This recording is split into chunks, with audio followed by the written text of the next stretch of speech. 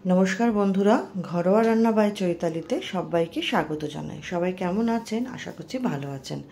आजके आमी बानाबो निरामिष कुमड़ोर तरकारी, जेटा खेते हय दुर्दान्त और कराओ किन्तु खूब सोजा।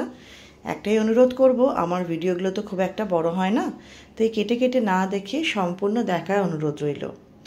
कुमड़ोर तरकारी करार जोन्नो आमी प्रथमेई कड़ाइते तेल दिए कुमड़ोटा हालका एकटु नुन हलुद दिए भाजा भाजा करे नेब।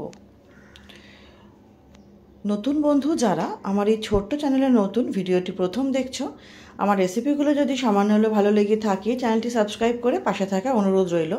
पाशे थाका बेल आइकनटी प्रेस करे अल नोटिफिकेशनटा अन करे नेबेन नतून नतून रेसिपिर आपडेट पेते।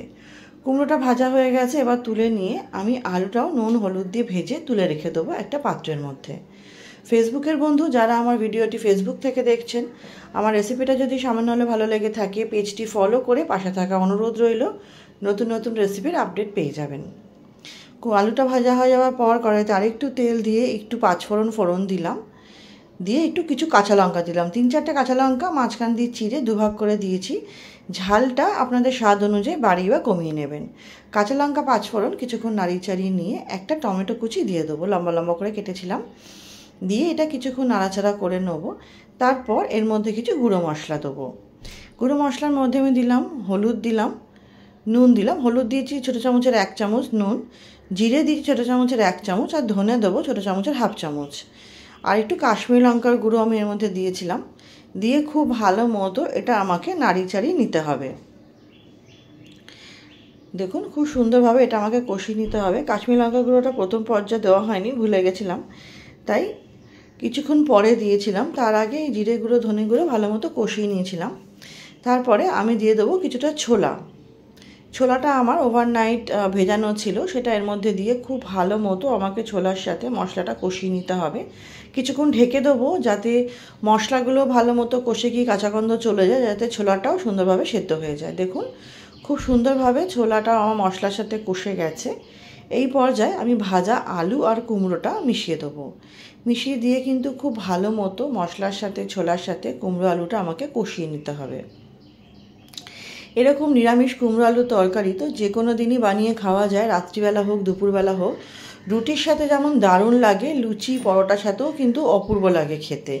এছাড়া ভাত দিয়েও মন্দ লাগে না। দেখুন এভাবে খুব ভালো মতো এটাকে আমি কষিয়ে নিচ্ছি।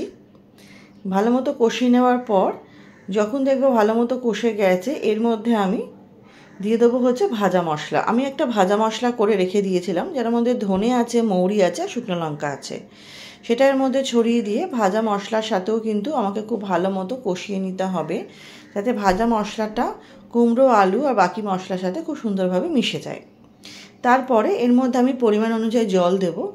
জলটা আমি এখানে বোতল থেকে দিচ্ছি, দেখতেই পাচ্ছেন, মানে ঠান্ডাই দিয়েছি। আপনারা চাইলে উষ্ণ গরমও দিতে পারেন, অসুবিধা হয় না, কোনোটাতেই অসুবিধা হয় না। জলটা দিয়ে আমি কিছুক্ষণ নাড়িয়ে চাড়িয়ে নিয়ে এটাকে আমি আরও মিনিট 5-এর জন্য ঢেকে দেবো, যাতে বাকি যেটুকু কুমড়ো আলু সেদ্ধ হয়নি সেটা যেন সেদ্ধ হয়ে যায়। দেখুন মিনিট 5 পর খুব ভালো মতো জলটা আমার শুকিয়ে এসছে। এই পর্যায়ে এর মধ্যে আমি দিয়ে দেবো হচ্ছে অনেকটা ধনেপাতা।